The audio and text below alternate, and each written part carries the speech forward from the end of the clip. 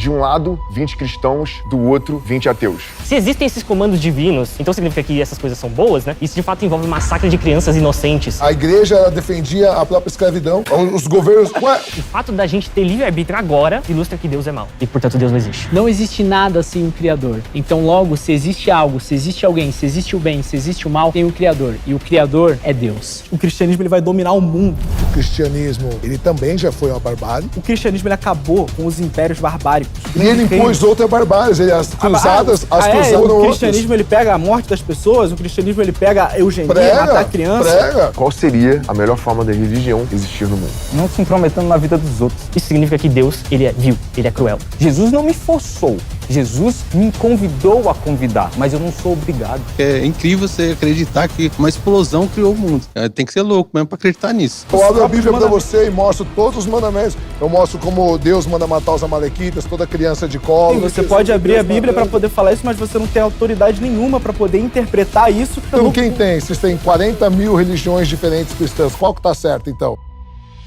Olá, meu nome é Vicente Cury. Hoje estamos diante de um dos maiores desafios da nossa sociedade, o diálogo. O objetivo de hoje não é encontrar um vencedor, e sim entender se, apesar das diferenças ideológicas, a gente consegue encontrar consenso. A regra é simples. Eu vou apresentar algumas perguntas e afirmações de temas que mais afetam a vida dos brasileiros. Vamos descobrir se, apesar disso, o que nos separa e possivelmente o que nos une. Vamos começar. Mais de 80% da população brasileira se considera cristã. Primeira pergunta. Se Deus é bom, como você explica tanto sofrimento no mundo? Certo? Agora vamos começar com os ateus. Quem é a pessoa do grupo de vocês que vai debater esse tema com os cristãos? Opa. Bom, meu nome é David Ribeiro, eu sou tradutor de artigos acadêmicos de filosofia analítica da religião e eu me candidato a esse tema justamente porque eu tenho domínio da discussão filosófica acadêmica contemporânea analítica da filosofia da religião. E eu acho que eu posso agregar nesse tema. Agora, os cristãos, primeiro no microfone. Olá a todos, meu nome é Thales. Compreendo que esse tema é um tema muito discutido na área da filosofia. Muitos homens na história, Santo Agostinho, enfim, lidaram com esse problema, o problema do mal, se Deus é bom, a onibenevolência de Deus. Eu compreendo que nós sabemos responder essa questão porque o cristianismo revela uma causa do porquê existe tanta maldade no mundo. Para essa pauta, então, do lado dos ateus, David. Do lado dos cristãos, Thales. O David e o Thales vão ter 10 minutos para buscar um consenso para o tema Se Deus é bom, como você explica tanto sofrimento no mundo? Bom, mais uma vez, prazer, David. A gente conversou ali um pouco. Acerca dessa pergunta, se Deus é bom, porque há tanta maldade no mundo, foi até um tema que a gente lidou com o professor Daniel Gontijo. E quero lembrar aos meus amigos cristãos, todo cristão sincero, honesto, ele já passou por essa pergunta, e até hoje, não é? Porque não existe, na verdade, para mim, na minha concepção, uma resposta definitiva, mas pelo que nós entendemos, até buscando um pouco na filosofia, Santo Agostinho, onde ele sai de uma seita do maniqueísmo, ele buscava a resposta do bem e do mal, e Santo Agostinho ele chega em uma conclusão de que o mal é a privação do bem, ou seja, é a ausência do bem, porque partindo desse pressuposto, um mundo onde não existe liberdade, tem um filósofo que ele fala, só me esqueço o nome, de que um mundo sem a liberdade é um mundo meramente falho. Então, ou seja, o amor, ele só é verdadeiro quando existe a probabilidade do não amor. Então, um Deus que criou uma humanidade, no caso o nome Adão, no hebraico ali, significava humanidade. Adão deu nome para Eva, Adão que deu o nome de Eva para a mulher, mas Adão significava humanidade. Então você vê desde o princípio, eu já vou concluir minha fala, de que a humanidade ela tinha um contato com Deus, mas Deus ele apresenta uma liberdade. E é por isso que é pela consequência dessa liberdade a qual existe o amor, e o amor só é verdadeiro quando a probabilidade do não amor é que você reconhece, todos nós reconhecemos que a maldade se perpetua no mundo. Isso não torna Deus um Deus que não ama. Muito pelo contrário, você vê pelo pressuposto de que Deus realmente ama a criatura a ponto de dar o seu livre-arbítrio. Certo. Obrigado, Thales, pela apresentação. E assim, Thales, essa resposta que você deu é uma resposta bastante conhecida, né? Tanto ateus quanto cristãos, acho que já se depararam com essa resposta antes, né? Tanto a resposta no caso do mal como privação de um bem devido, que é agostiniano, quanto a resposta do livre-arbítrio, que é vinculada não só com o próprio Santo Agostinho, né? Mas também com outros autores como o Alvin Plantinga, né, da filosofia analítica, enfim, autores protestantes também já se debruçaram sobre esse tipo de resposta aos problemas do mal. Primeiramente, a gente tem que ter uma clareza sobre as formulações distintas do problema do mal. O problema do mal é uma família completa, né, inteira ali, e que envolve várias formulações distintas desse problema, né, o problema da dor e do sofrimento, e da compatibilidade disso ou não com a existência desse Deus bondoso.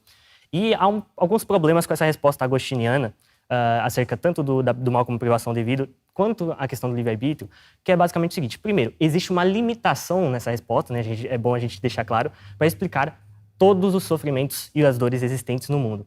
Existem algumas dores ou sofrimentos que são chamados na literatura relevante de filosofia analítica males horrendos, né? Uma filósofa chamada Marilyn McCord Adams, ela explica em um livro dela justamente o que é esse tipo de mal. É um tipo de maldade onde, no caso, todo o aspecto de positividade, de significado da vida de uma pessoa é extirpado de uma vez só.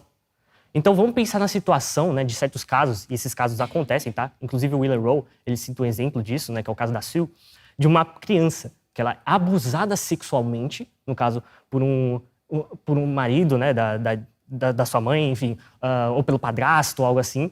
Ela é esquartejada e deixada à míngua para morrer enquanto ela está agonizando, esquartejada. Existem casos similares a esse na nossa realidade. Esse tipo de maldade, né, é um tipo de mal horrendo que favorece com que, no caso, o valor do livre-arbítrio seja superado em detrimento desse tipo de maldade ocorrida. Porque, no caso, nós intuitivamente, né, como sociedade, nós percebemos que existem certos tipos de maldade que, no caso, não admitem a gente respeitar a liberdade de certos indivíduos de realizar aquilo.